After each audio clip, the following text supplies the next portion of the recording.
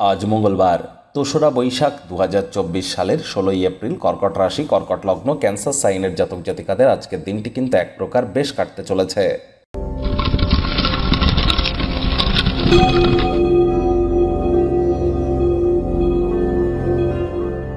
ভিডিওটির শুরুতেই আপনাদের সকলকে রাজযোগ চ্যানেলের তরফ থেকে জানাবো আজ অন্নপূর্ণা পূজার দিনে অন্ন পরমান্ন এবং পরমানন্দে আপনাদের দিনটি যেন অতিবাহিত হয়।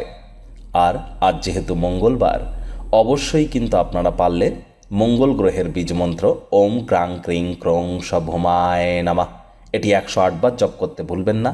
অত্যন্ত উপকৃত হবেন, বিশেষ করে যারা IT sector, real estate, army, police, defence, automobile ইন্ডাস্ট্রিতে আছেন, বা যারা খেলাধুলোর জগতে আছেন, বা ফার্মাসিউটিক্যাল ইন্ডাস্ট্রি, মেডিকেল ইন্ডাস্ট্রিতে আছেন, বা সেলসের কাজ করেন, নেটওয়ার্কিং মার্কেটিংয়ের কাজ করেন, ব্লাড রিলেটেড কোনো প্রবলেম যাদের আছে তাদের ক্ষেত্রে অত্যন্ত গুরুত্বপূর্ণ হবে।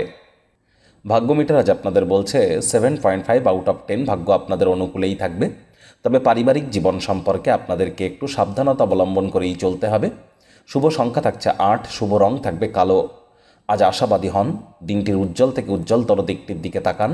কায়িক পরিশ্রম হলেও দেখবেন শরীর মনে সতেজতা এবং তরতাজাই আপনারা অনুভব করবেন। পজিটিভ থিঙ্কিং রাখুন এবং রক্ষণশীল খাতে অর্থ বিনিয়োগ করলে আরও বেশি অর্থ উপার্জন করতে পারবেন। তবে আপনার পরিচিত কোনো ব্যক্তিবর্গ আপনার অর্থ সংক্রান্ত বিষয় নিয়ে প্রতিক্রিয়া দেখাতে পারে, যার কারণে গৃহে কিছু অস্বস্তিকর মুহূর্ত তৈরি হতেই পারে। এ বিষয়ে আপনাদেরকে সচেতন থাকতে হবে। চাকরিজীবী যারা আছেন তাদের অফিসের পরিবেশ এক প্রকার বেশ। বস কলিগদের সাথে ভাব ভালোবাসা বাড়বে, কর্মে গতি অনুভব করবেন।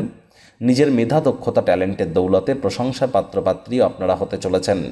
রাজনীতিবিদ যারা আছেন জনসংযোগ বৃদ্ধি করুন, সমাজে পপুলারিটিও ইনক্রিজ করবে।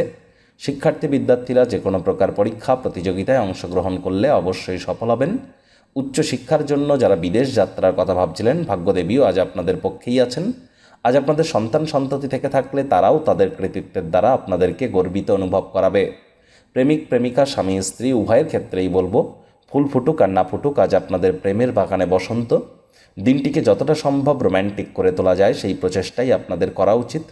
অবিবাহিতদের বিবাহের যোগ পরিলক্ষিত হচ্ছে। যারা প্রেমে পড়েননি তাদের জীবনে স্বপ্নের নারী বা পুরুষের আগমন আজ আপনাদের কিন্তু হতেই পারে।